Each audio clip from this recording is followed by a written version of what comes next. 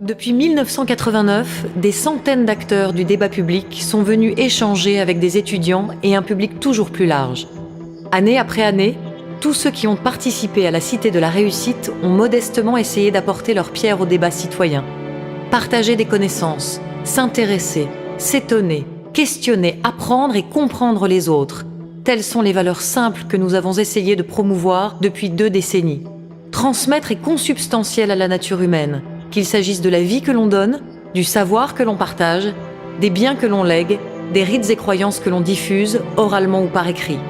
La Cité de la Réussite est par essence le lieu où se jouent toutes les gammes de la transmission. On se presse au débat pour recueillir la parole et la pensée de celles et ceux qui s'obligent volontiers à transmettre leur expérience, leurs réflexions, leurs solutions ou leurs révoltes.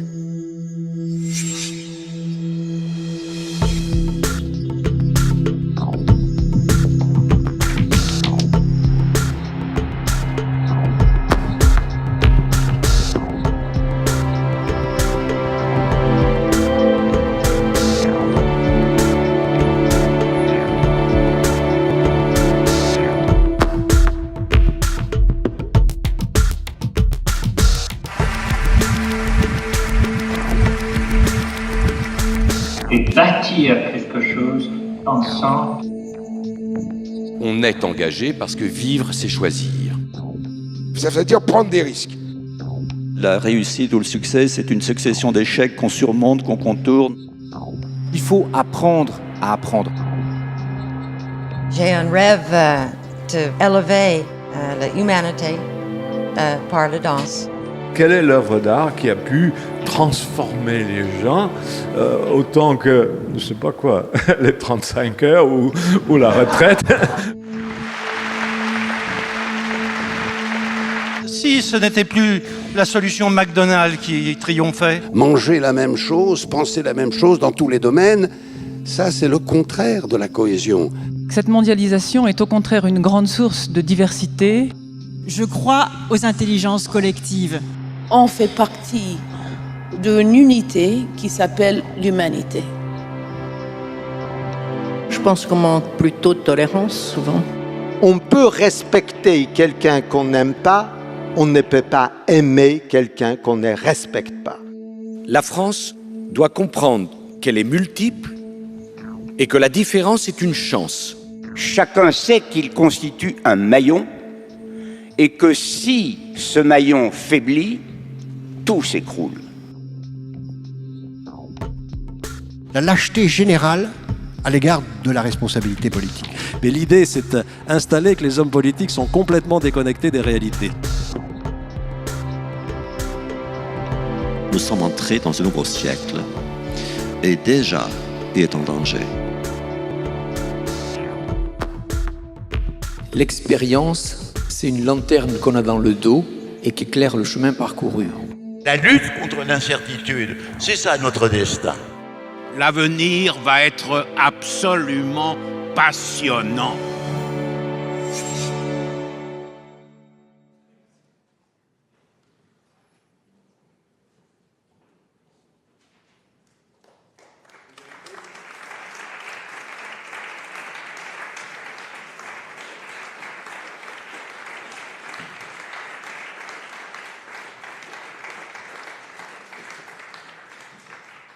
Quel accueil et quel accueil mérité. Merci à vous et merci à nos orateurs en effet. Ça fait depuis le début, pardon de ce petit aparté personnel, mais depuis le début de la Cité que j'ai le bonheur avec d'autres confrères, privilège d'animer, de modérer en tout cas ces débats et à chaque fois je suis fasciné par la capacité de la Cité à réunir des personnages passionnants, comme vous allez le voir avec nos invités ce soir pour un de ces derniers débats de ces 2 jours de la Cité. Je vais commencer par vous présenter Anne Varret, qui est directrice de recherche et de prospective de l'ADEME, l'Agence du développement et de la maîtrise de l'énergie, agence publique. Franck Gana, directeur de l'offre et du développement d'Ecofolio, il nous dira en un mot de quoi il retourne. Étienne Klein, physicien, directeur de recherche au commissariat à l'énergie atomique, une de nos grandes institutions publiques de recherche et d'application. Et puis Gonzague de Blinière, financier, cofondateur de Raise. J'y reviendrai dans un instant. Je voudrais juste peut-être préciser, Anne Varret, que vous êtes chercheuse au départ en biologie, vous avez fait une thèse, vous êtes ingénieur agronome aussi au départ, thèse en physiopathologie moléculaire. Et vous êtes membre du conseil scientifique de l'INRA, de l'ENPC, et vous vous occupez de la stratégie RDI, c'est-à-dire recherche, développement et innovation de l'ADEME. Vous êtes donc là pour nous une représentante de la science appliquée, je dirais. Et la science fondamentale, la recherche, très en amont encore, ou en amont tout simplement. Étienne Klein, vous en êtes le porte-parole ici, vous êtes physicien, vous êtes chercheur évidemment, centralien au départ, docteur en philo des sciences aussi, et puis chroniqueur sur France Culture, voilà, au passage. Un de nos plus éminents chercheurs, pas exclusivement, vous l'avez compris, en physique. Alors, l'innovation, en sciences dures, je dirais, en sciences appliquées, c'est votre domaine. Et puis, l'innovation, puisque c'est ça notre sujet aujourd'hui, et la capacité à le transmettre. Vous êtes aussi, Franck Gana et Gonzague de Blinière, au cœur de ce domaine. Parce que dans les domaines qui sont les vôtres, l'économie, le social, l'économie circulaire, Franck Gana, et puis la finance, avec vous, Gonzague de Blinière, vous êtes des personnages qui tentaient d'organiser, d'innover. Franck Gana, vous êtes, vous, avec Ecofolio, au cœur de l'économie circulaire, je le disais, qui est au cœur d'une de nos exigences, la réussir pour pouvoir réussir le changement climatique, ou en tout cas lutter contre le changement climatique pour réussir la transition énergétique à travers le traitement de nos déchets. Vous êtes normalien au départ, en économie, en gestion notamment, et puis vous êtes donc entrer petit à petit dans ce domaine, et vous nous direz ce que c'est qu'Ecofolio en particulier. Gonzague de Blinière, vous êtes financier, je le disais. On dit, c'est le terme des journalistes rapides, engagé. En tout cas, je dirais d'une certaine manière, avec par exemple le réseau Entreprendre Paris, dont vous êtes le président, la charte de l'investisseur à laquelle vous avez contribué, vous êtes attaché à la rédiger en tout cas, l'association pour le droit à l'initiative économique dont vous êtes un des administrateurs. En fait, vous tentez de montrer qu'on peut concevoir finance et prospérité de tous. Et pour ça, dans ces 4 situations, vous innovez. Dans l'organisation, dans les méthodes de gestion, c'est aussi de l'innovation. Et alors ça me ramène finalement à la première question que je vais vous poser tous les 4 avant que les étudiants qui ont préparé aussi ce débat et avant que la salle, je l'espère, n'intervienne pour poser des questions à nos orateurs. Ça me ramène à la première question que j'ai envie de vous poser, en essayant de faire assez court quand même tous les 4, même si c'est impossible de répondre à cette question de façon courte. Qu'est-ce qu'on met derrière innovation? Parce que c'est un peu aujourd'hui la tarte à la crème. Tout est possible. La science dure. Les vaccins, c'était une découverte, une véritable innovation profonde. Le portable et le numérique, évidemment. Enfin, voilà une innovation qui a modifié nos vies. Est-ce qu'elle est profonde ou est-ce que c'est qu'un gadget? On nous parle aujourd'hui de deep tech, de deep innovation, qu'on va dépasser même Google, nous en Europe surtout, les Français, parce qu'on serait meilleurs sur ce qui va être de l'innovation profonde. Mais qu'est-ce que c'est? Qu'est-ce que c'est l'innovation? Étienne Klein, peut-être, vous, alors, qui êtes le plus, non pas le plus profond, mais celui qui est dans la recherche fondamentale. C'est quoi l'innovation?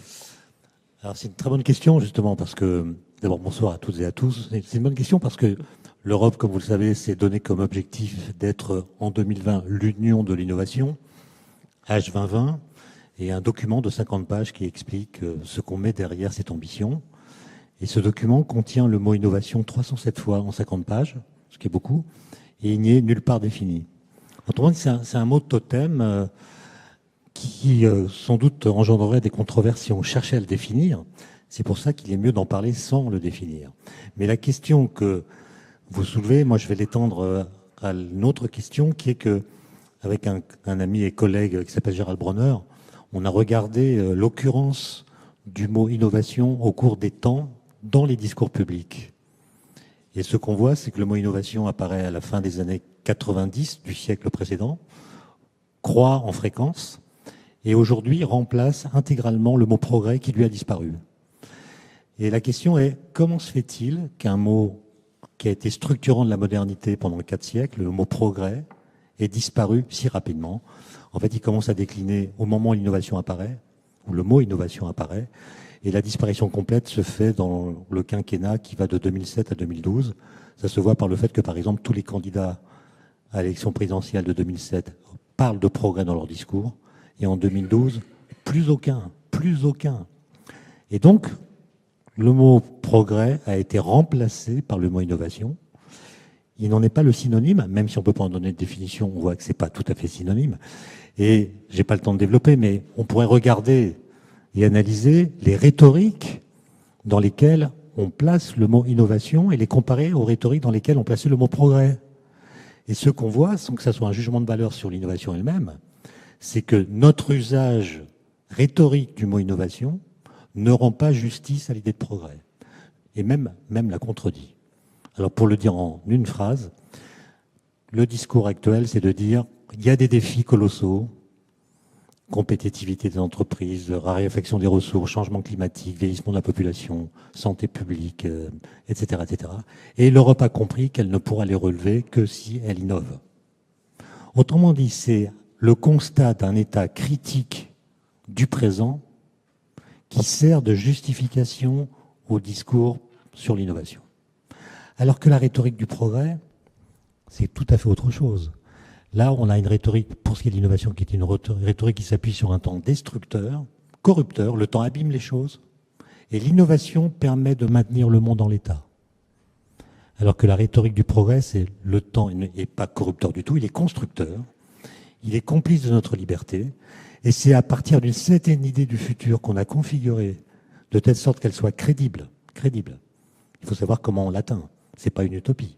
Mais il faut que le futur soit crédible et attractif pour qu'on consente aux sacrifices qui permettent à ce futur d'advenir. Et donc, je trouve que la rhétorique de l'innovation devrait être modifiée pour être beaucoup plus attractive afin qu'on reconfigure le futur qu'on vise par l'innovation. Mais on pourrait vous relancer en vous disant, mais est-ce que ça veut dire que c'est parce que on ne croit plus au progrès, ou est-ce que c'est parce que on a peur du progrès? Je vois le débat qu'il y a sur le principe de précaution dans la Constitution, qui finalement s'avère être souvent un blocage, notamment pour les chercheurs. C'est pour tenter de montrer que vous avez là ouvert quelque chose de très large. Monsieur de Blinière, si vous voulez bien, Gonzague de Blinière, volontairement, je saute complètement à l'autre bout du spectre. Vous faites pas mal, hein.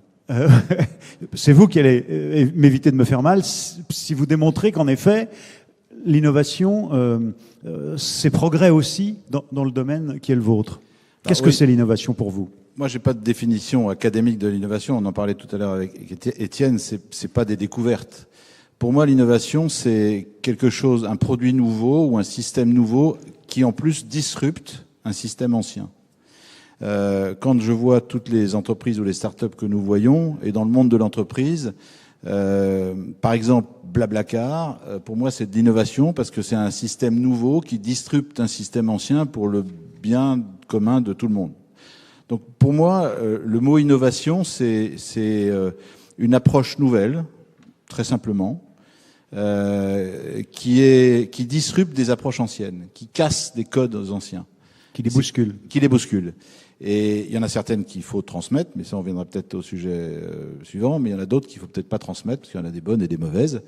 Mais pour moi, l'innovation, c'est ça. Et si en plus, dans cette innovation de mode nouveau qui disrupte un mode ancien, c'est pour le bien-être de tous, là c'est pour moi vraiment innovant. Alors, organisation et science, c'est les deux aspects de votre travail, au fond, à l'ADEME. Parce que l'ADEME essaye d'utiliser les innovations techniques pour pouvoir atteindre ses objectifs techniques. Et puis en même temps, en termes d'organisation, pour être plus... Donc je reviens là aussi aux sciences avec Voine Varey. Qu'est-ce que vous mettez, vous, derrière le mot innovation? Et on entre déjà dans le débat de quelle innovation transmettre. Oui, moi je rebondirais effectivement. Donc l'innovation, c'est quelque chose qui va être nouveau et qui va trouver un marché a priori. On peut le considérer comme ça. Alors après, je pense qu'aujourd'hui, on est face effectivement, comme le disait Étienne Klein, à des enjeux qui sont majeurs. Et donc, on a un peu tendance à mettre sous le terme innovation tout ce qui va permettre de faire quelque chose de nouveau, entre guillemets. Donc, il y a un marché ou il n'y a pas un marché d'ailleurs. Et dans ce cadre-là, je pense qu'il faut qu'on passe peut-être aussi à autre chose quand on pense innovation. Alors peut-être que c'est un trait particulier à l'ADEME, mais c'est vrai qu'aujourd'hui la notion d'innovation est très liée à des aspects technologiques en général. Et vous avez cité par exemple le téléphone portable. On parle beaucoup aujourd'hui d'intelligence artificielle.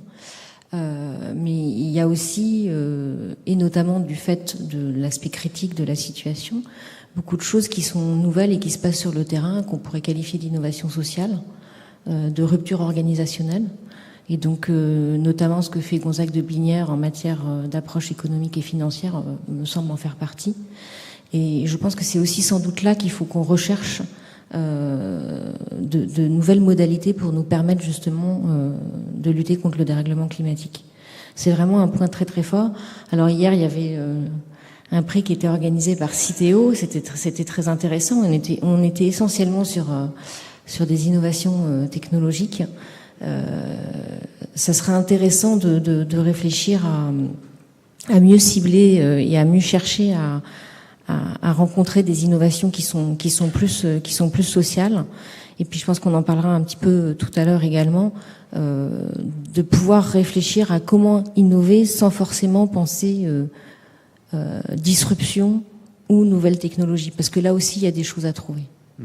Mettre beaucoup de franglais dans le français, c'est une forme d'innovation, faut reconnaître. Disruption, c'est un terme qu'on utilise de plus en plus, mais... Non, pardon, je fais de la provoque. Franck Gana, s'intéresser à nos déchets, les remettre dans le circuit, ça c'était une innovation. Déjà, c'est plus une innovation aujourd'hui ou ça reste encore une innovation ? Alors c'est une innovation si on se place sur les 50 dernières années. Mais finalement, il y a bien longtemps, c'est ce qu'on essayait de faire. Et justement, dans la définition même de l'innovation, et c'est ça qui est intéressant sur cette innovation, sur les innovations autour de l'économie circulaire, c'est qu'on retombe sur la question propre de l'innovation, qui fait partie de l'étymologie même du mot, c'est-à-dire que c'est à la fois le nouveau et le renouveau. Et ça va aussi avec le mot de révolution. On a parlé d'innovation de rupture, et la révolution, c'est parfois une rupture, et il y a aussi le sens de révolution dans le sens du cycle. Et quand on regarde les innovations autour de l'économie circulaire, c'est faire revenir parfois des usages anciens. Comment on fait pour ne pas gaspiller? Comment on fait pour réintroduire le plus de choses possibles dans un circuit, parce qu'on sait que le monde est fini, ou en tout cas on le redécouvre, que ce monde est fini.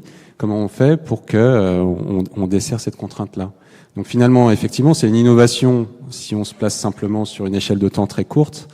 Quand on se place sur une échelle de temps plus longue, on constate que ce type de pratique était développé, et aujourd'hui on essaye de les redévelopper dans un contexte qui est nouveau, ce qui demande des nouvelles techniques. Et du coup, là, on passe vraiment sur un autre sujet de l'innovation, c'est qu'on parle d'innovation sous forme de méthode, mais pour reprendre ce que disait Étienne, souvent on en oublie cette notion de destination qu'on a bien dans le mot progrès. Quand on parle de progrès, c'est vers quoi?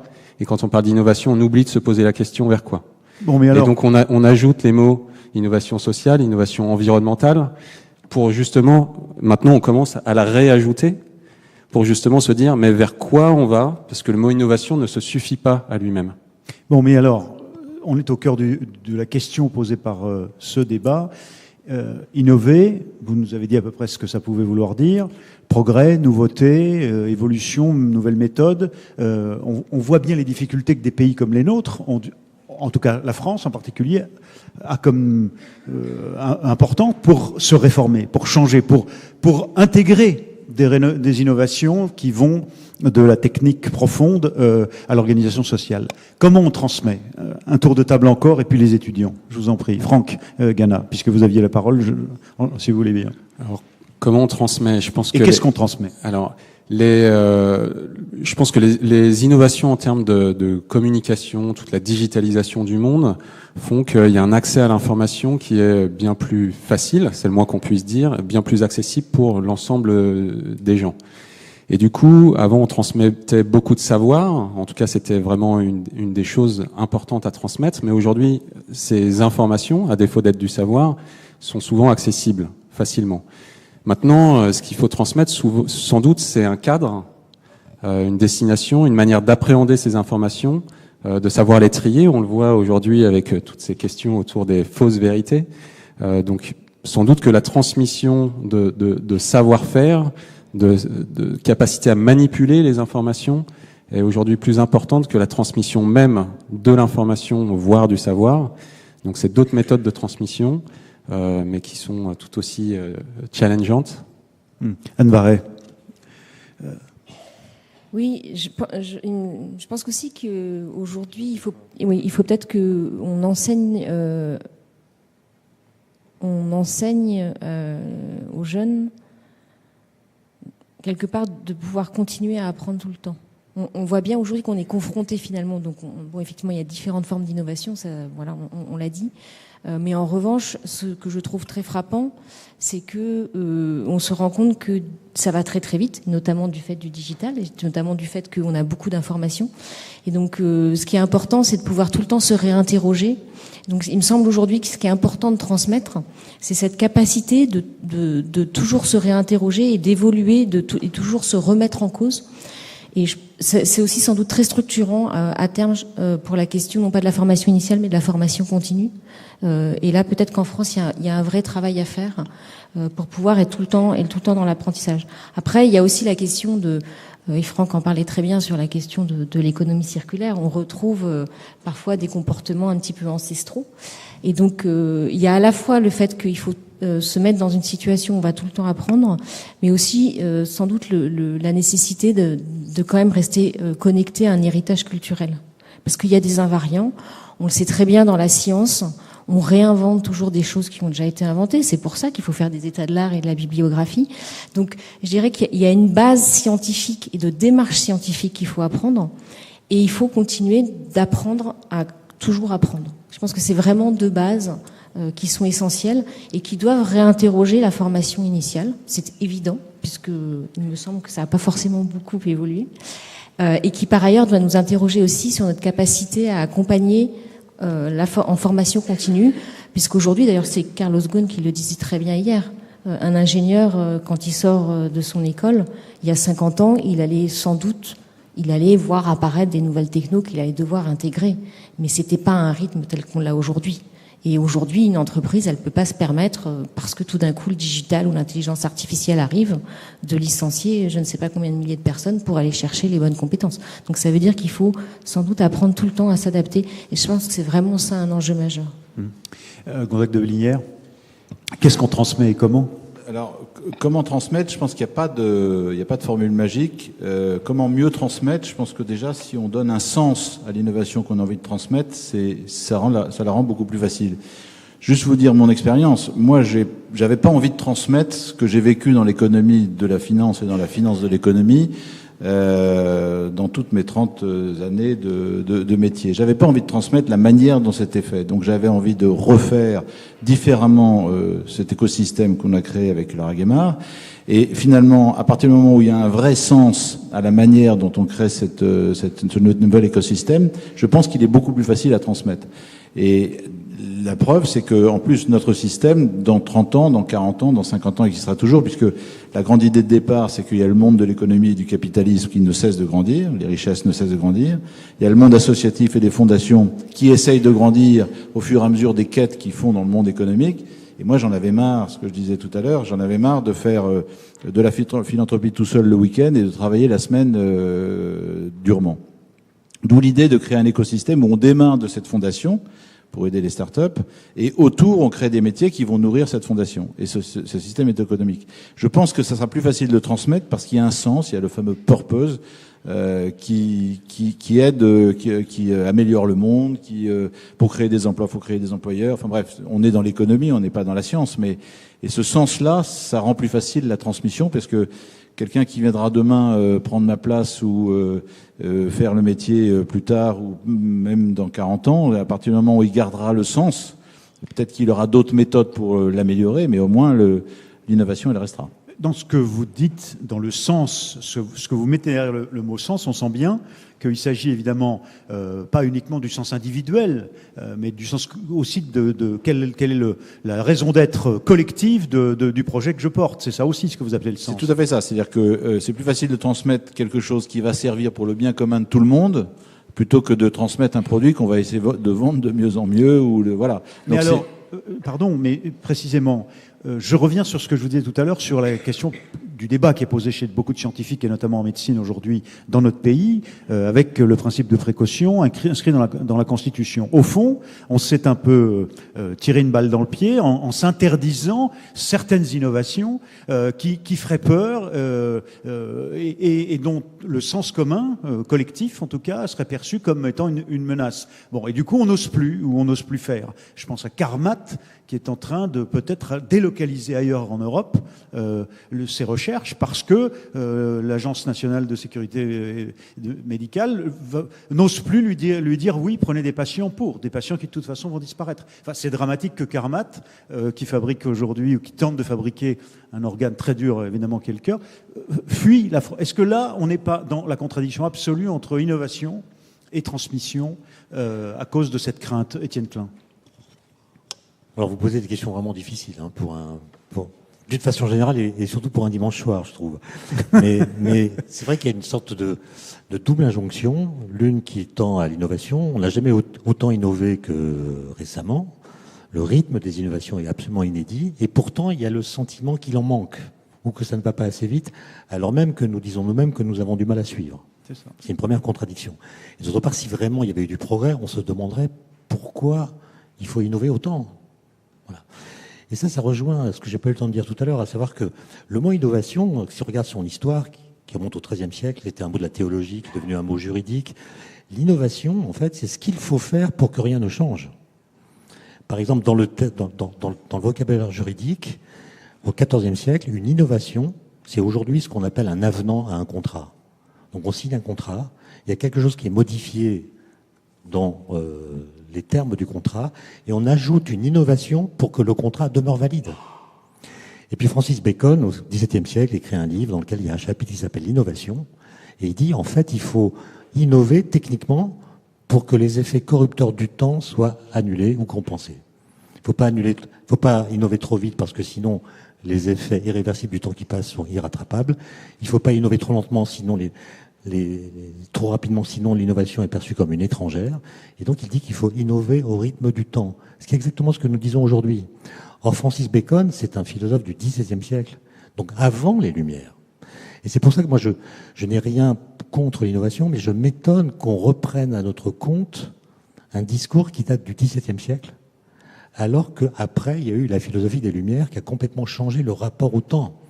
Maintenant, pour ce qui est de la transmission, vous voyez qu'on n'a jamais autant transmis qu'aujourd'hui. Mais on transmet dans les mêmes canaux, ça a été dit par Franck Gana à l'instant, on transmet des valeurs, des informations, des opinions, des idées, du savoir pur, des croyances et des connaissances. Quand je parle de croyances, je ne parle pas que des croyances religieuses, c'est un terme neutre. Nous avons tous des croyances en toutes sortes de domaines, et donc je ne suis pas en train de les rendre maléfiques par essence. La question, c'est que ces différents éléments que je viens de citer sont embarqués dans le même flux, dans lequel ils se mélangent, se côtoient et parfois se confondent.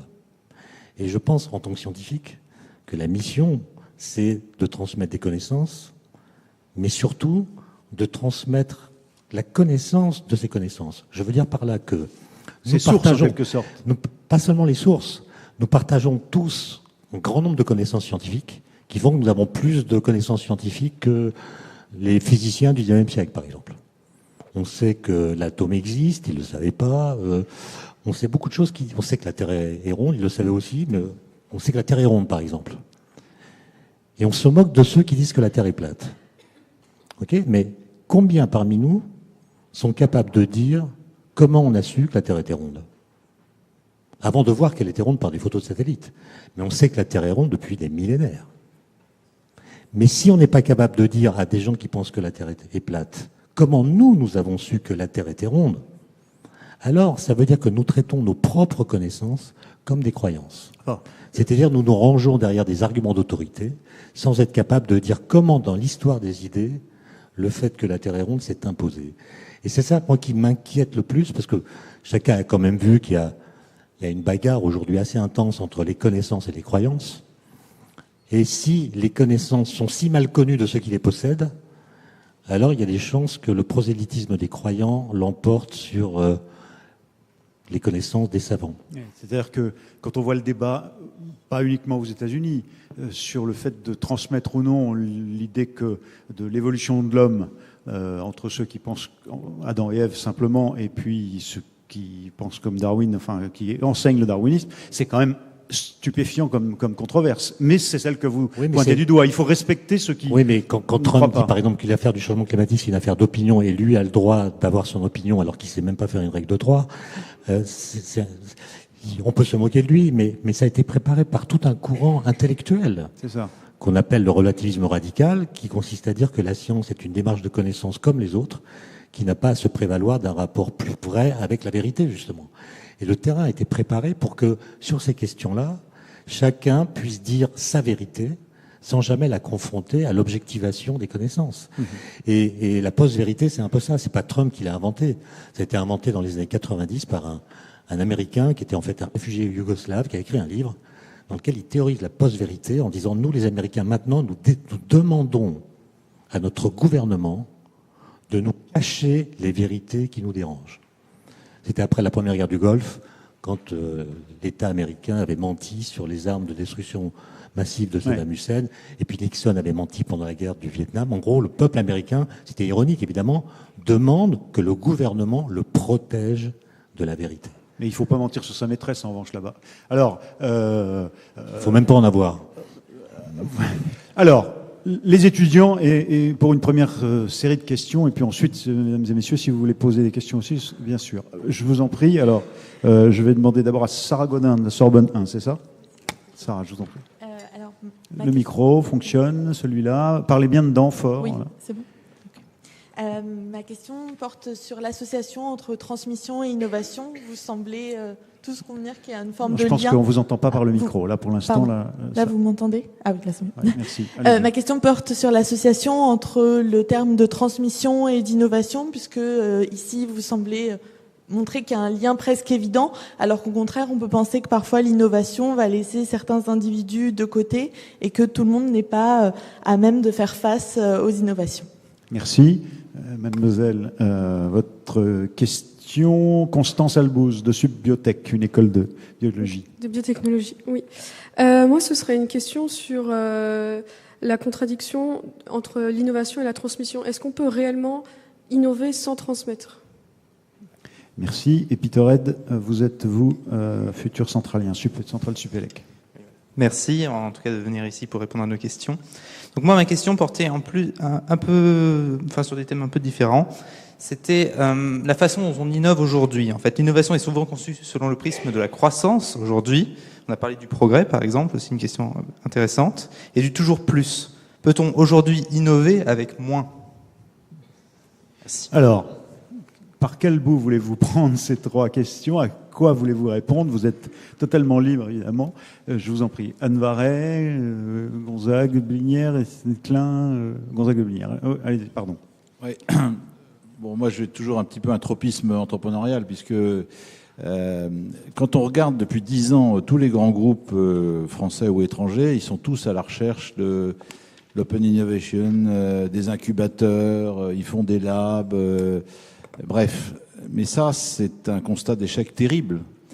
Pourquoi? Parce que ça veut dire que dans les grands groupes, les process et les systèmes des grands groupes font qu'ils n'ont plus cette liberté de réfléchir et de chercher en interne. Ils s'enferment. Ils s'enferment. Ils n'ont plus la capacité de trouver, et donc c'est d'autres à l'extérieur, les fameuses start-up, qui innovent et qui trouvent des nouveaux systèmes, des nouveaux produits, des nouvelles approches du marché, qui disruptent, pardon du mot, mais je crois que c'est très français, qui disruptent donc des entreprises. Et ils sont, non seulement ils s'enferment, mais en plus ils sont inquiets. Donc toute la problématique de ces grands organismes, qui sont des boîtes énormes, c'est de commencer à créer des espèces d'espaces où finalement les gens de chez eux pourraient trouver une certaine forme de liberté pour innover. Mais ça marche pas terrible. Ça marche mieux en France, je veux le dire, parce qu'en France, on a à peu près 50% des grands groupes qui ont des labs ou des incubateurs ou des relations avec le monde des startups, alors qu'en Allemagne, c'est 40% et en Angleterre, c'est 25%. Donc ça veut dire que les Français sont un tout petit peu en avance sur le sujet en ce moment, même si on met ça dans un coin, on a son incubateur dans un coin, on a son lab dans un coin, etc. Bon. Du côté des startups, du côté de ceux qui innovent, eux, leur obsession, c'est la transmission. Alors que l'obsession du grand organisme, c'est finalement la survie et d'être sûr qu'il n'y ait pas une start-up qui va bousculer leur modèle économique, leur marché. Voilà. Et donc, c'est pour ça que je pense que ce monde économique, tel que moi je le ressens, ne peut plus bien marcher comme ça. C'est pour ça qu'il faut absolument trouver des systèmes où les gens se sentent libres, les gens ne se sentent pas enfermés dans les process. Comment faire des entreprises de 10 000, 20 000, 100 000 personnes sans mettre trop de process? Donc laisser cette liberté. Et c'est ça la difficulté. Et comment vous faites alors? Vous imaginez quoi? Parce que alors, la grande difficulté, c'est d'essayer de faire rencontrer, d'abord d'ouvrir les personnes des grands groupes à ces startups. Par exemple, une startup qui arrive à la porte d'un grand groupe, elle rentre dans un process avec souvent un monsieur compliance qui rend plus difficile le parcours de cette startup dans le grand groupe. Nous, on pourrait dire, imaginons des zones franches. Arrêtons ce principe de précaution qui est toujours, comme vous le disiez tout à l'heure, en tête de la gouvernance du grand groupe. Et laissons aller cette start-up, même si au départ le grand groupe a plus de 40% du chiffre d'affaires de la start-up, c'est pas grave. Même si la loi vous dit attention, c'est dangereux, c'est pas grave. Laissons innover la start-up, laissons-la aller dans les laboratoires ou dans les business units au cœur du réacteur de l'entreprise, de façon rapide, et non pas en 3 mois, 6 mois, 12 mois. Donc accélérer le temps. Le temps est un facteur qui est mortel pour les petites entreprises. Donc voilà. Donc tout ce monde de l'innovation est un monde qui a du mal à parler avec son entourage. En plus, dans un monde où les milléniums et tous les jeunes sur les réseaux sociaux, enfin, je veux dire, la circulation de l'information est d'une fluidité incroyable. Vous dites qu'en France, ce serait peut-être moins le cas qu'ailleurs, que les grands. J'entendais récemment dans un colloque sur l'intelligence artificielle, un des patrons de la BPI, notamment le patron de l'innovation à la BPI, justement, qui les traque, dire qu'il y avait un gros souci en France pour nos difficultés à faire émerger un grand acteur, un futur Google ou dans un autre domaine, c'est que les grands groupes ne jouent pas leur jeu d'intégrateur de filières, de lanceur de filières, de justement nouvelles. Est-ce qu'il n'y a pas un problème culturel parce que ou est-ce que c'est un lieu commun, cette question? Je pense qu'il y a 2 problèmes. Peut-être que les grands groupes n'ont pas les moyens. Enfin, d'abord, les grands groupes, ils sont déjà grands groupes. Donc, en France, n'oublions pas, on n'a peut-être pas de Google, mais on a quand même 40 boîtes du CAC 40 qui sont des très très grosses boîtes mondiales et qui existent en France. Faut quand même pas l'oublier. Avoir un GAFA demain en France, pourquoi pas? Je pense qu'une des problématiques qu'on en a, c'est plutôt le recrutement. Par exemple, vous avez Frédéric Mazzella, le fondateur de Blablacar, qui a créé avec sa sœur une association qui s'appelait Reviens Léon et qui s'appelle maintenant les Wonder Léon. Vous savez ce que c'est que Reviens Léon? C'est simplement de dire à des jeunes brillants scientifiques qui partent à l'étranger pour faire du codage parce qu'ils pensent qu'en France, il n'y a pas de start-up qui pourrait les employer pour faire des codages. Bon. Et il leur dit, mais reviens en France, il y a plein de startups qui attendent qu'une chose, c'est d'avoir des codeurs. Et ces gens-là, qui sont des stars, partent aux États-Unis et sont embauchés par les futures GAFA américaines. C'est juste pas normal. Alors que voilà. Donc, je pense que il y avait une question sur l'apprentissage. Oui, voilà. Je sais pas très bien ce que c'est comment on peut faire évoluer l'apprentissage dans un monde d'innovation, mais en tout cas, ce qui est certain, c'est que il faut attirer les jeunes et faire comprendre aux jeunes qu'il y a peut-être la start-up complètement innovante sur laquelle il pourra faire ses codes. Moi, je suis pas une star du code, mais ces codes qui pourront complètement changer le monde et ou faire une entreprise qui pourrait peut-être être une GAFA de demain. Donc, les grands groupes, ils le sont déjà. Faut pas leur demander de devenir un Google demain. Moi, je pense qu'il faut plutôt dire aux jeunes stars qui sont partis à l'étranger de revenir en France. Donc, et de créer des méthodes, comme vous avez dit, pour pouvoir les faire se parler. Et cliquez sur Wonder Léon, surtout. N'hésitez pas. Anne Varret, qu'est-ce que vous inspire les questions là? Non, peut-être pour juste rebondir là-dessus, je pense que aussi ce qui a été évoqué, l'ouverture et d'autres modes de fonctionnement en entreprise seront sans doute aussi bienvenus pour faire revenir les jeunes. Voilà, donc il n'y a pas que les startups et il y a sans doute une certaine rigidité dans le mode de fonctionnement des entreprises françaises qui clairement n'attire pas. Et puis aussi il y a la question qui a été évoquée du sens.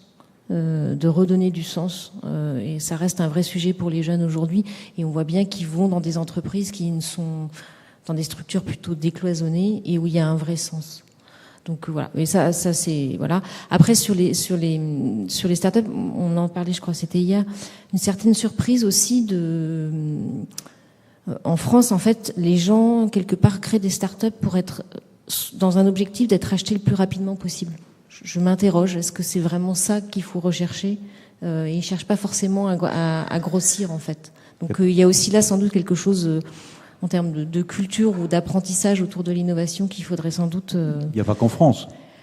Oui, mais particulièrement en France, il y a vraiment il semblerait que dans des sondages, on voit que c'est ce qui ressort pas mal. Donc effectivement, après le lien avec les grands groupes, il peut se faire plus vite. Enfin bon, il y a des enquêtes qui sont sorties il y a très récemment là-dessus. On voit que ça n'évolue pas en fait. On reste dans quelque chose d'assez long. Mais il y a sans doute peut-être aussi le fait que aller chercher tout à vendre le plus vite possible. Voilà. Après, je peux rebondir sur l'innovation. Je dirais l'eau. Parce que ça a été évoqué. Donc, mais il faut qu'on réponde aux questions des étudiants. Et notamment, il y en a une sur l'innovation frugale. Comment accompagner, comment faire que, par rapport à l'innovation, tout le monde puisse être recevoir l'innovation et y être associé, et ne pas être laissé sur le côté. Pour moi, c'était un peu lié à la question de l'innovation avec du lot quelque part. Enfin, c'est pas complètement lié, mais quand même. Donc aujourd'hui, il y a la notion d'innovation frugale, c'est-à-dire que l'idée, c'est de d'arriver à réaliser et de répondre à un besoin avec une chaîne de réalisation qui est peu complexe et une solution créée qui est peu chère. Et c'est tout ce qui est, on le voit beaucoup sur les marchés bottom of the pyramid, donc notamment sur les pays en développement. Et en fait, ça c'est vraiment une vraie, pour le coup, cibler ces marchés-là est une vraie source d'innovation. Réfléchir de cette manière-là conduit vraiment à l'innovation. Et du coup, je pense que ça répond aussi en partie de ne pas laisser de côté. Parce que quand on va aller chercher ce type d'innovation-là pour ce type de segment, on va chercher à ne pas laisser de côté. Donc ça, aujourd'hui, ça existe, ça se fait, et c'est sans doute quelque chose, en tout cas, nous, à l'ADEME, on y réfléchit, qu'il faut plus accompagner. Alors nous, on a un peu tendance à appeler ça de l'innovation dite responsable, parce qu'on ne s'adresse pas aux pays en voie de développement, mais pour autant, en France, notamment, il y a un vrai sujet qui est la question de l'efficacité énergétique des bâtiments, et la question de la précarité énergétique. Tout le monde ne peut pas se permettre d'aller chercher des innovations high-tech pour aller isoler son logement. Donc il y a une vraie réflexion à avoir autour de ça. Et le fait même de se mettre dans cette démarche-là, d'avoir cette réflexion-là, va conduire à de l'innovation. Et puis il y a des startups qui font ça très bien, notamment autour des questions de l'économie circulaire, qui se développent pour justement, par exemple, permettre de valoriser des ressources qu'on valorisait pas avant. Donc des ressources qui, chez certains industriels, étaient mis de côté, des déchets. Aujourd'hui, il y a des startups qui travaillent, grâce notamment au numérique, pour mettre en relation des personnes qui vont être intéressées par ces ressources-là. Donc ce sont des choses qui peuvent paraître assez simples, mais c'est vrai que ça a été permis parce que les gens se sont posé la question de se dire, finalement, soit je veux faire avec moins, soit je veux faire avec des choses qui jusque maintenant étaient considérées comme des déchets et qui en fait ne le sont pas. Franck Guénard. Je pense que la question de la transmission et de l'innovation, c'est plus une question de complémentarité que d'opposition. Je pense qu'inventer, peut-être qu'Étienne pourra nous éclairer sur le sujet, inventer, c'est sans doute, c'est des gens souvent qui captent des choses du contexte. Et c'est pour ça qu'on voit dans l'histoire des inventions qui émergent à différents endroits du monde, avec des personnes qui sont pas forcément connectées, mais je pense que c'est des gens qui arrivent à capter quelque chose du contexte, qui en font et qui permettent d'en ressortir quelque chose. Et avec les technologies de l'information et cette diffusion de l'information massive, il y a beaucoup plus de gens qui peuvent capter ce contexte, parce que avant l'écriture, le savoir était tellement réservé à une classe de population que seuls certains pouvaient en bénéficier, pouvaient donc s'appuyer sur ce savoir pour créer de nouvelles choses. Et aujourd'hui, avec YouTube, finalement, c'est des millions, voire des milliards de personnes qui ont accès à des informations et à du savoir-faire. Et chacune des personnes qui y a accès est du coup en capacité d'offrir quelque chose de nouveau sur ces bases. Et alors, sur YouTube, on voit beaucoup de choses. Il y a des choses qui sont de l'ordre de la vulgarisation scientifique. Il y a des choses qui sont beaucoup plus pointues. Il y a des choses qui font partie de... Si on prend par exemple la danse, il y a beaucoup de gens qui se filment en train de danser, beaucoup de gens qui regardent. Et alors qu'avant, les personnes devaient aller dans des lieux spécifiques pour voir ces choses-là, et ben ils peuvent le voir chez eux, s'entraîner chez eux, reposter, inventer des nouvelles choses. Et donc, c'est peut-être aussi cette diffusion massive et donc cette transmission de savoir-faire qui fait qu'on est dans un monde d'accélération de l'innovation, des savoir-faire, parce qu'effectivement, pour changer des choses, il faut capter un contexte, connaître le socle, c'est la base scientifique de n'importe quelle personne qui se met à faire de la recherche, comprendre ce qui existe déjà, et sur cette base, comprendre là où on peut l'emmener. Étienne Klein. Alors, il y a beaucoup d'inventions, il y a beaucoup d'innovations. Toutes les innovations ne réclament pas des inventions, et toutes les inventions, comme l'a dit mon Gonzague tout à l'heure, n'accompagnent pas des innovations. S'il n'y a pas de marché derrière, l'invention reste une invention, comme on en trouve au concours Lépine, sans qu'il y ait de marché qui s'y intéresse par la suite. Moi, j'ai eu la chance de pouvoir consulter les premiers numéros de la revue Science et Vie, qui est une revue plus que centenaire. Et à l'époque, sur la moitié de la revue, on trouve une présentation de toutes les inventions du mois. Et c'est absolument incroyable, la fécondité de l'imaginaire des ingénieurs de l'époque. Celle qui m'avait le plus frappé dans le premier numéro de Science et Vie, c'est l'invention d'un petit bouchon qu'on peut mettre sur son cigare, afin que les voitures de l'époque, qui n'avaient pas de pare-brise, puissent être conduites par des personnes qui continueraient à fumer leur cigare sans que le vent vienne accélérer la combustion. Bon, je ne sais pas si ça a été une innovation, mais en tout cas, c'était une invention. Et aujourd'hui, le mot innovation s'est étendu à des domaines où il n'y a aucune invention nécessaire. Par exemple, le Vélib. Le Vélib, c'est une véritable innovation, mais il n'y a pas d'invention. On n'a pas inventé le vélo, ni la carte à puce. Peut-être un modèle économique, mais on a simplement mutualisé un transport en commun individuel, si on peut dire. Bon. Et ce qui me paraît difficile dans la question que vous posez à propos de la transmission, c'est que les innovations sont multiples et en fait impossibles à suivre. Impossible à suivre, du coup on se spécialise. En se spécialisant, on creuse un domaine qui empêche de voir ce qui se passe autour. Et il se passe avec l'innovation la même chose qu'avec la connaissance. Moi j'ai beaucoup d'étudiants, j'en ai un qui est au premier rang là, qui considèrent que la connaissance scientifique, elle est évidemment massive, elle est proliférante, et nos cerveaux sont trop petits pour la stocker.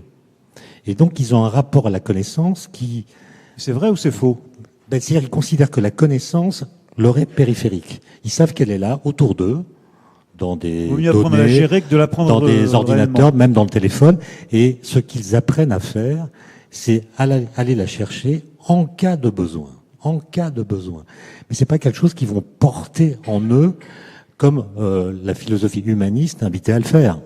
Dans ma génération, un ingénieur, il doit répondre à des questions d'un lycéen à propos d'Einstein, de Egal MC2 et de la relativité.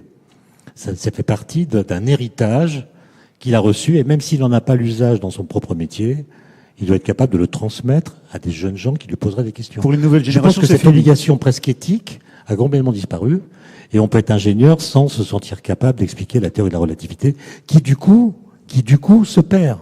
Et je suis pas sûr, par exemple, que la proportion de gens qui, dans 20 ans, seront capables d'expliquer comme ça les principes fondamentaux de la relativité, je parle pas de faire des calculs compliqués, mais de dire en quoi elle consiste, je pense que la proportion sera beaucoup plus faible qu'aujourd'hui. Et j'allais vous demander, est-ce que c'est un danger ou pas, notamment à travers l'intelligence artificielle, on se demande si on ne va pas lâcher la connaissance finalement, ou juste être des gestionnaires et même pouvoir le faire. Et au fond, vous venez de répondre, vous dites oui, c'est un danger. Je peux en dire plus si vous voulez, mais j'ai pas le temps, mais je pourrais en dire plus là-dessus. Non, mais si, mais bon, Gonzague de Minière, vous voulez dire... J'ai une question à poser à Étienne, parce que votre question, c'était est-ce qu'on peut innover sans transmettre? En gros, c'était un peu ça. Une des deux questions. Une des deux questions, c'est plutôt la vôtre. En fait, il y a innover, inventer et découvrir. Moi, la question, Étienne, un peu provocante que j'ai envie de vous poser, c'est est-ce que on peut découvrir sachant que ça ne sert à rien? Est-ce qu'on peut faire des découvertes ou des inventions dont on sait que ça ne servira à rien? Donc, le transmettre ne sert à rien. Qu'il n'y aura pas de profit. C'est un long sujet, ça. Mais en gros, aujourd'hui, on fait pas la révolution tous les 4 matins. Si je parle de la physique, ça fait quand même presque un siècle qu'on n'a pas fait de révolution. C'est-à-dire qu'on vit quantique, quand même. La physique quantique, c'est les années 20. La relativité générale, c'est 1915. La relativité restreinte, c'est 1905. Et depuis, on n'a pas changé ces cadres théoriques. Par contre, on a fait des milliards de découvertes. Ah oui. Et d'ailleurs, ça répond à la question que vous posiez, c'est-à-dire que aujourd'hui, alors qu'on a beaucoup de données par les satellites, par les télescopes à propos de l'univers, quelles sont les équations qu'on utilise pour faire de la cosmologie scientifique? Les équations d'Einstein. Les mêmes. C'est grâce à elles d'ailleurs qu'on a pu découvrir les ondes gravitationnelles qu'on n'aurait pas trouvées si on n'avait pas les équations. Or aujourd'hui, il y a des gens qui vous disent, mais on arrête de faire de la théorie, ça sert à rien. Il suffit d'exploiter avec des logiciels intelligents les données. Mais imaginez, faites une expérience de pensée. On a toutes les données qu'on a aujourd'hui, recueillies par les satellites, les télescopes, les accélérateurs de particules. Est-ce qu'à partir d'elles, un logiciel pourrait retrouver les équations d'Einstein? Mais non. Non, mais autrement dit, une théorie en dit beaucoup plus que les données. Et donc, pour ce qui est des découvertes qui servent à rien, le boson de Higgs, il sert à rien. Mais parce qu'il a une durée de vie de 10 puissance moins 23 secondes, on va pas faire des médicaments avec. Mais le fait de l'avoir trouvé montre que nous avons compris comment les particules élémentaires acquièrent leur masse. Si je peux raconter une anecdote. Oui. Le 4 juillet 2012, quand on a annoncé la découverte du boson de Higgs au monde entier, aucun personnel politique n'a réagi. C'était une affaire de science, alors qu'on aurait pu mettre en avant le fait que c'était une découverte européenne, que cette particule a été prédite par des Européens, trouvée par des Européens au CERN, qui est un symbole de l'Europe. Non. Et puis le 21 juillet, un article paraît dans Le Monde, donc 15 jours plus tard, écrit par M. Domon-Rose, qui a 103 ans, qui était le diplomate qui représentait la France au CERN au moment de sa création en 1954. Et ce très vieux monsieur écrit un article dans lequel il explique que grâce au boson de Higgs, on va développer l'économie et qu'on va faire du profit industriel comme on a pu le faire avec l'électron. Donc il prédit une bosonique qui serait la science du boson et l'industrie du boson comme il y a eu l'électronique. Et là, tout de suite, les hommes politiques qui se sont laissés duper par ils sont venus au CERN. On leur a expliqué l'expérience, ils n'ont pas pris grand-chose, et ils nous ont dit, mais finalement, ça sert à quoi? Et là, on a expliqué qu'on venait de comprendre l'origine de la masse des particules et que peut-être un jour, des ingénieurs géniaux pourraient inventer une machine qui permettrait de réduire la masse corporelle des gens, ce qui permettrait de résoudre un problème de santé publique qui s'appelle l'obésité.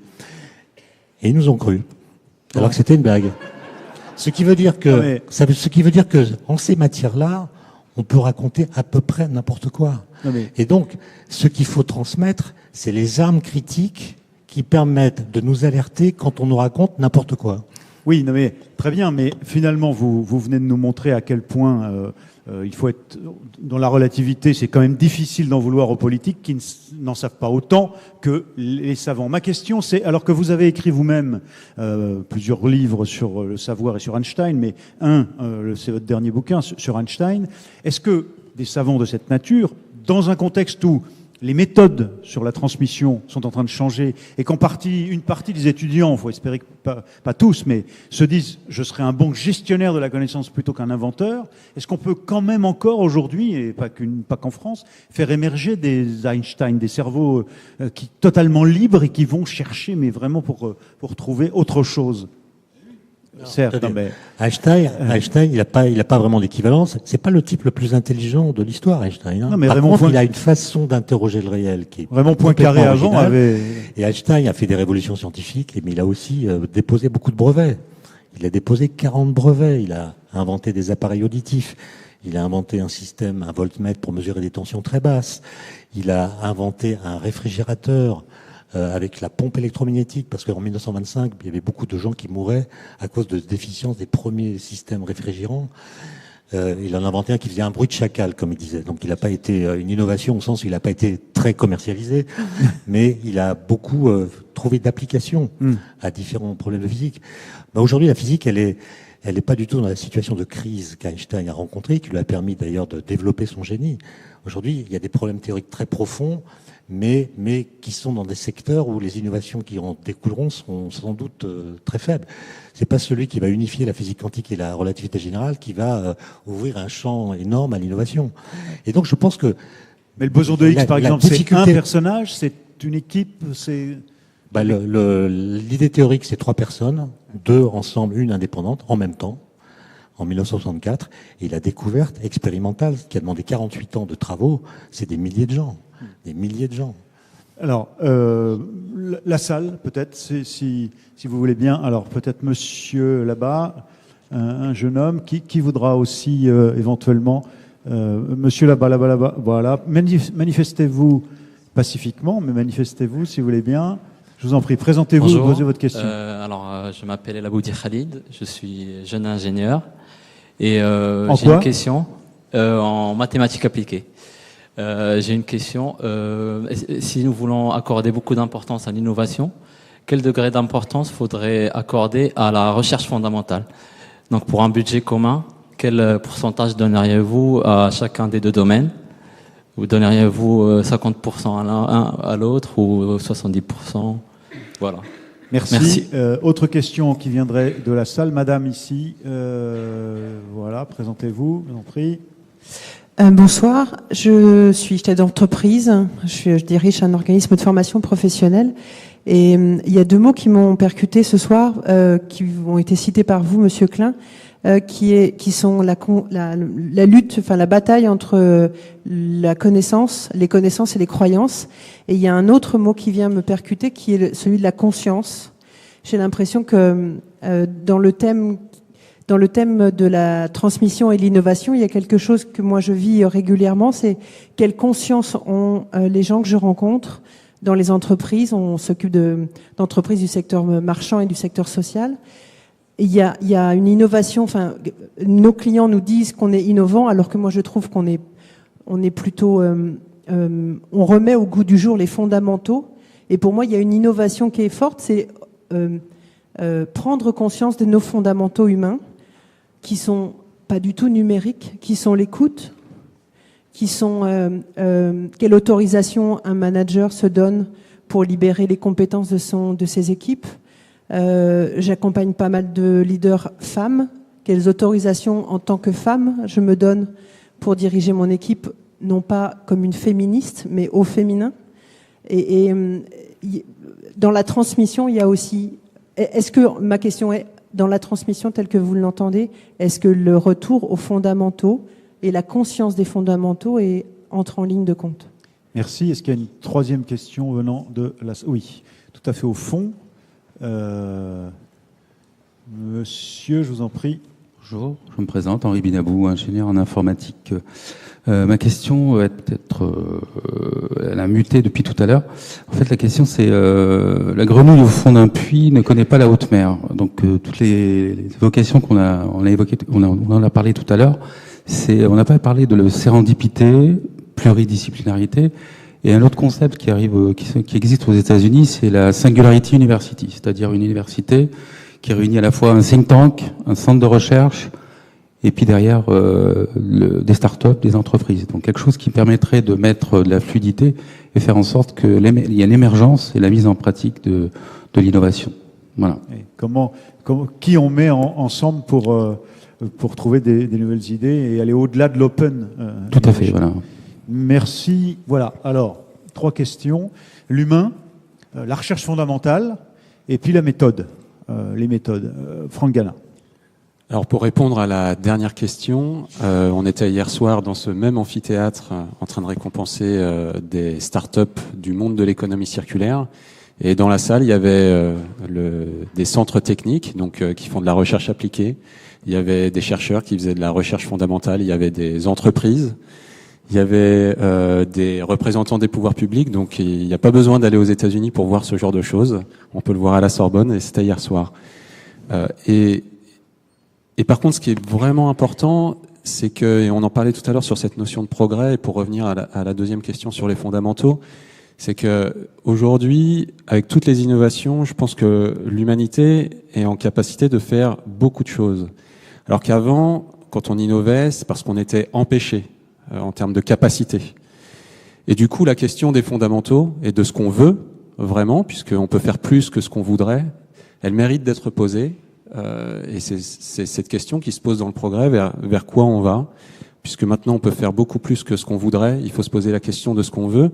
Et quand vous parliez tout à l'heure du principe de précaution, certes, avec le principe de précaution, on peut à court terme avoir des délocalisations, mais l'innovation forcenée, sans se poser la question de où elle va, elle peut poser des problèmes. Et ces problèmes, le dessin politique derrière l'innovation, aujourd'hui, il ressort, y compris chez les plus, on va dire, les plus orthodoxes de l'innovation. Il y a Elon Musk et Stephen Hawking qui ont écrit sur les dangers de l'intelligence artificielle. Et il y a quelques années, on parlait des risques et des questions fondamentales autour de la PMA, autour des manipulations génétiques. Donc en fait, à chaque fois que les innovations bousculent très fortement nos cadres de référence, il y a cette nécessité politique qui ressort. Et je pense qu'aujourd'hui, après 20 ans d'innovation mis dans toutes les pages et à chaque mot, on a un besoin très fort du politique pour redonner les fondamentaux, la direction, ce qu'on veut vraiment, et qu'ensuite tout ce qui concerne l'innovation, c'est-à-dire comment on y va, ne vienne qu'après les questions de vers quoi on va. Vous avez donné des éléments de réponse au moins aux 3 questions sur la recherche fondamentale, sa présence dans un écosystème dopé, la dernière, et puis celle sur l'humain. Gonzague de Blinière, Anne Vera. Oui, sur la dernière question, il existe énormément d'incubateurs sur Paris qui accueillent des startups, et il y en a certains qui volontairement accueillent aussi bien des artistes que des musiciens, des gens de type, et c'est volontaire, et c'est même dans leur charte, ils doivent avoir X% d'artistes, X% de musiciens ou de sportifs ou quoi que ce soit, de gens différents, pour donner une espèce d'émulsion naturelle qui fait une espèce de networking très différent, avec des approches très différentes. Vous savez, quand un type dans une start-up a une problématique, rencontre un artiste qui lui dit « mais c'est quoi ton problème ?» et l'artiste a une approche complètement différente de son problème et lui fait quelques remarques, c'est très valorisant pour l'entreprise. Donc ça existe. Il n'y a pas que les États-Unis, il faut arrêter de penser que aux Américains. En France, on fait ça aussi, et ça marche très bien. Aussi, il faut sortir un peu des sentiers battus. Les entreprises, et pour revenir à la deuxième question, c'est qu'il faut arrêter de prendre toujours les mêmes gens, des mêmes écoles, des mêmes cursus, des mêmes diplômes. Il faut faire la diversité, c'est quand même juste magique, c'est une source de richesse. Sur votre question à vous, je pense que le plus bel actif d'une entreprise, c'est celui qui rentre chez lui tous les soirs. C'est l'homme. Et je pense qu'on a un peu oublié ça. Et je pense que le grand challenge de l'avenir, c'est de retrouver dans l'entreprise de l'harmonie et de la bienveillance. Mais alors, la bienveillance, c'est pas au sens bien-pensance ou compassion, c'est la vraie bienveillance. C'est une attitude bienveillante, et en interne et en externe. Et je crois fondamentalement à cette innovation que nous avons créée chez Raise, c'est qu'on a 4 principes très simples. Le premier, c'est qu'on partage. On partage 50% de nos profits pour une fondation dans notre propre écosystème. Donc finalement, les gens qui viennent bosser chez nous, ça donne un sens à leur vie professionnelle. Ils savent pourquoi ils bossent. Deuxième chose, la bienveillance. Encore une fois, ni la bien-pensance, ni la compassion. Troisième chose, la parité et la diversité. Nous sommes à parité totale à tous les niveaux. Pas qu'au niveau conseil d'administration, et la diversité. Je pense que la diversité, on a des sportifs, bref, dans le monde de l'investissement, recruter un sportif, c'est pas naturel, mais c'est génial, ça marche très très bien. Et puis enfin, l'excellence. C'est que si on met l'excellence autour de ça, finalement, on n'oppose pas le profit et le non-profit. Et les gens qui bossent chez nous et autour de nous, ils sont heureux, il y a une espèce d'harmonie. Alors je dis pas que c'est magique, je veux pas être un exemple, mais exemplaire. On essaie d'être un exemple et on pense que ça va se reproduire. Par exemple, un deuxième exemple que vous connaissez tous, j'espère que vous allez tous chez Nature et Découverte pour aller faire vos courses de Noël, c'est très important. Nature et Découverte, une entreprise qui a été créée il y a 25 ans, où dès le départ, ils ont décidé de mettre 15% de leurs bénéfices au profit d'une fondation pour l'environnement. Et chaque patron de magasin peut faire une proposition d'une association, le Putois de Picardie pour le magasin qui est en Picardie, pour demander une subvention pour aider l'association. Je vous assure que les gens de Nature et Découverte vivent l'entreprise différemment. Parce qu'ils savent que plus ils marchent, plus ils vendent, plus la fondation pour laquelle ils pourront faire des propositions pourra les aider. Donc tout ça, oui, le sens est quand même quelque chose qui doit revenir au cœur de l'entreprise. Anne Varret. Oui, peut-être pour revenir sur la question de la pluridisciplinarité, je pense que ça rejoint un petit peu ce que je disais tout à l'heure, c'est d'apprendre à apprendre. Je pense qu'il y a vraiment quelque chose qui est très important aujourd'hui, c'est plus que de décréter une pluridisciplinarité, c'est de garder une certaine curiosité et d'aller chercher ailleurs, de se réinterroger, d'avoir un regard critique. Je crois que ce que dit Étienne Klein, c'est très vrai. Enfin, je partage assez. C'est-à-dire qu'en tout cas, c'est sans doute très nécessaire de continuer à avoir des fondamentaux sur les histoires de la science. Enfin, c'est manifeste. Et par ailleurs, d'apprendre à apprendre tout le temps et d'avoir cette curiosité et ce regard critique. Et effectivement, de pouvoir, du coup, critiquer ce qui nous est présenté. Ça me paraît vraiment fondamental. Après, pour revenir sur la question des fondamentaux et du sens, aujourd'hui, on voit, il y a beaucoup de structures qui ont des commissions d'éthique, des comités d'éthique. Et effectivement, je pense que c'est très important, pour rejoindre ce que disait Franck Gana, de pouvoir au sein d'une structure quelle qu'elle soit, se poser ces questions-là. Et donc se réinterroger. Finalement, un comité d'éthique, il peut porter différents types de questionnements, et ne serait-ce que s'interroger pour toute structure, de se dire finalement demain, si on prend l'exemple du changement climatique, comment je réinterroge le sens de mon action par rapport à ça. Mais déjà ça peut être une question d'éthique qui me semble fondamentale et qui va du coup, si on y réfléchit, si on prend le temps de le faire, donner un certain nombre de guidelines et de limites par rapport aux questions d'innovation et jusqu'où on veut aller. Étienne Klein, je ne veux pas vous faire répondre seulement sur la question de la place entre la recherche. Vous auriez pu aussi peut-être répondre dessus. Entre recherche fondamentale et recherche appliquée, mais c'est une question clé posée par le mathématicien qui est ici et qui vous a interrogé. Et vous êtes tout de même, au moins tous les deux, mais peut-être tous les quatre, pertinents sur cette question. Qu'est-ce que vous en pensez? Et puis à nouveau, la question du sens, bien entendu, et des méthodes. Alors moi, je travaille au CEA à la direction de la recherche fondamentale. On a énormément de projets. Je ne vais pas faire une étude des budgets d'année en année pour voir s'ils évoluent dans le bon sens ou pas, mais en tout cas, il y a une intense activité en recherche fondamentale. Je pense qu'il n'y a jamais autant de projets de recherche fondamentale de l'histoire, en volume, et en secteurs qui sont explorés, allant de l'infiniment petit à l'infiniment grand. Maintenant, combien de temps ça va durer? C'est-à-dire, est-ce que nous attachons de la valeur à la connaissance indépendamment de l'usage qu'on en fait? C'est quand même les Européens qui ont inventé cette idée que la connaissance a de la valeur. La connaissance a de la valeur pour elle-même. Si on finance la recherche fondamentale dans le seul espoir d'avoir des retombées positives ou de l'innovation, il y a forcément des cas dans lesquels on sera déçu. Est-ce que ça veut dire qu'on abandonnera la recherche fondamentale au motif qu'elle nous a trahis ou n'a pas bon? Moi, je pense qu'il faut retrouver quelque chose que l'Europe a inventé, j'insiste là-dessus, parce que je trouve qu'on copie trop le modèle américain, qui n'a pas cette conception de la connaissance. Je trouve que l'Europe gagnerait à redéfendre une idée qui a fait son histoire et qui est que la connaissance a de la valeur. Bon. Et donc, dire, vous applaudissez, mais ça veut dire qu'il faut soutenir la recherche fondamentale et surtout, non mais attendez, et surtout, la transmission de ces résultats. C'est-à-dire que quand le Higgs a été découvert, on aurait dû coloniser les médias pendant 3 semaines à expliquer le boson de Higgs jusqu'à ce que tout le monde comprenne de quoi il s'agit, même les personnes qui n'ont pas fait d'études. Ça aurait dû être la priorité possible, ça numéro 1. Mais non, le 4 juillet, le journal de 20h a parlé du boson de Higgs, 2012. Le 5 juillet, c'était retour à la fraîche Strauss-Kahn. D'accord ? Donc, et les ondes gravitationnelles, combien de temps on y a passé? On devrait expliquer ça.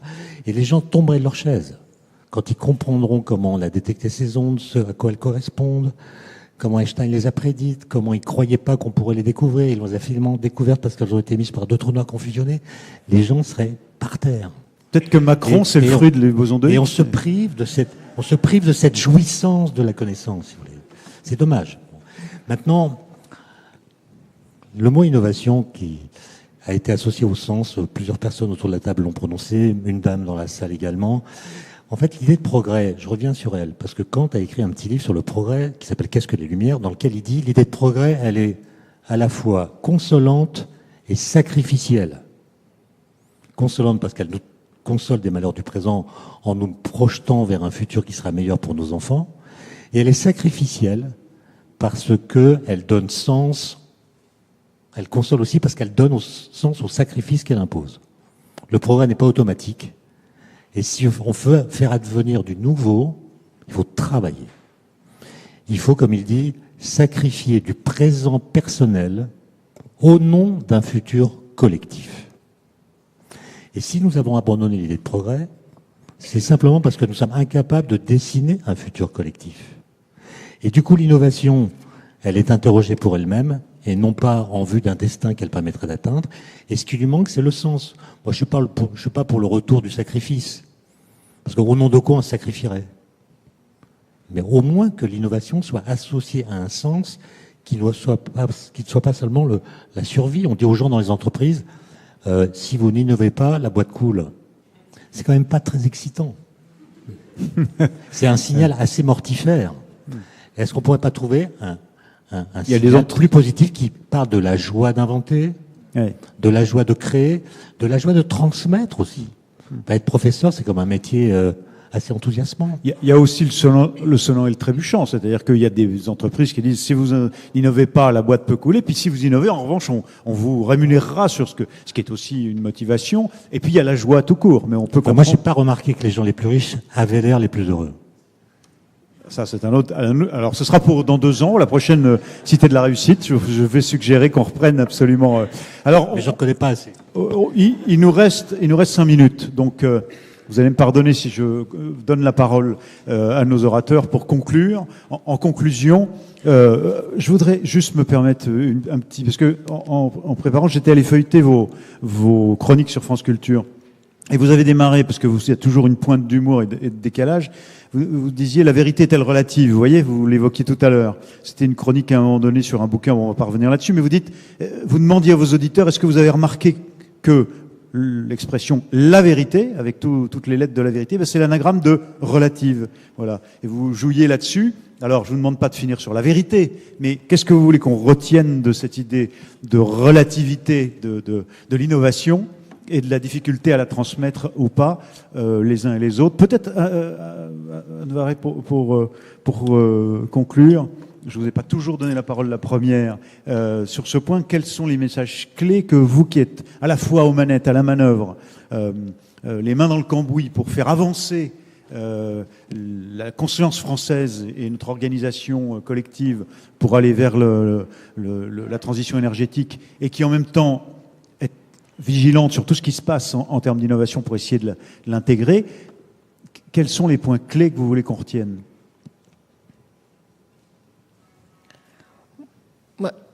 Vraiment, je reviens sur la notion de regard critique et de curiosité. Ça me semble vraiment les 2 fondamentaux qu'il faut vraiment pouvoir garder. Relais. Oui, voilà. Et puis au regard aussi de ce qui a été dit, c'est vrai qu'on est submergé d'informations, d'éléments, mais gardons à la fois c'est bien parce que ça nourrit la curiosité, sauf que peut-être qu'on est tellement submergé que justement on oublie d'être curieux, c'est-à-dire que en fait on reçoit énormément de choses, mais on va pas forcément chercher. Donc je pense que vraiment c'est de garder ça, et puis d'avoir ce regard critique. Alors parce que évidemment moi j'ai une formation scientifique, donc je veux dire avec cette démarche scientifique qu'il peut y avoir derrière. Moi ça me paraît vraiment le fondamental. Après voilà, qualifier l'innovation, ok, je pense que c'est en fait l'enjeu il est pas là. L'enjeu c'est de ce qu'on va transmettre finalement, c'est à nos enfants, c'est un autre monde. Ça c'est évident maintenant. Je crois que et les jeunes qui sont là devant nous, ils vivront dans quelque chose, je pense qu'on ne peut pas imaginer en fait. Et donc, au moins de garder ça, ça me paraît fondamental. Franck Gana. Moi, je retiendrai que l'innovation, ce n'est pas une fin en soi, et du coup, qu'il faut, dans ce qu'on transmet, toujours se souvenir que c'est plus simple, et c'est peut-être ce qui fait l'humanité, de donner du sens à ce qu'on fait, de choisir une direction, d'essayer de forcer notre destin, et du coup sur ces bases-là, réussir à mettre en place des méthodes, des technologies, etc. Et tout ce qu'on peut mettre derrière le mot innovation, parce qu'innovation, il y a des innovations d'usage, des innovations technologiques, etc. Mais toujours de le mettre au service d'une trajectoire et d'une destination qu'on veut atteindre. Et que du coup, ce qu'on doit transmettre, ce sont des valeurs pour définir ce qu'on veut faire, à la fois d'un groupe, d'une communauté, d'un pays, de l'humanité, pour que tout ça serve quelque chose de positif et qui fait sens, en tout cas, à l'ensemble des personnes. Gonzague Binière. Moi, j'ai envie de transmettre un monde meilleur.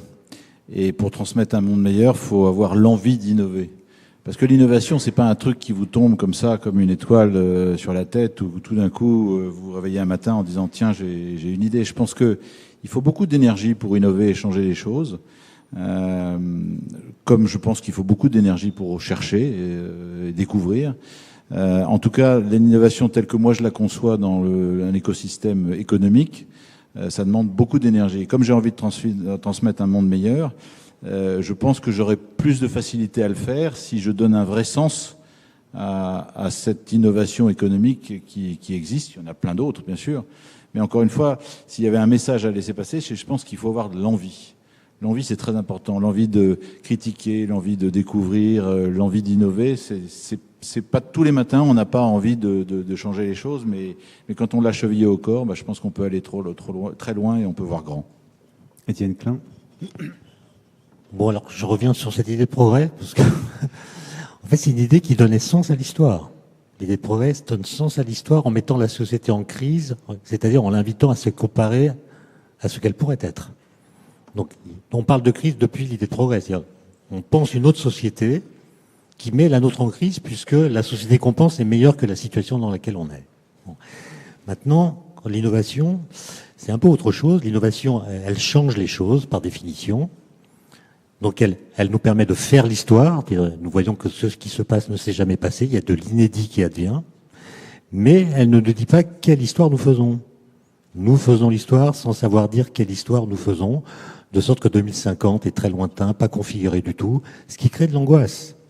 D'autant plus que 15 000 chercheurs viennent de signer une tribune sur l'état de la planète, l'érosion de la biodiversité, le changement climatique, etc. Et dans cette perspective, c'est difficile d'insérer un sens collectif qui donne sens aux actions individuelles.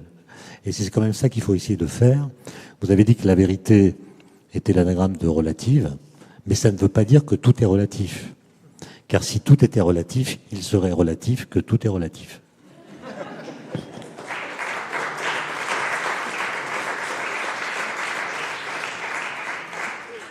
Merci à tous, merci de votre présence ici et à 2 ans, à la prochaine Cité de la Réussite où on espère vous retrouver tous. On peut peut-être à nouveau applaudir les orateurs.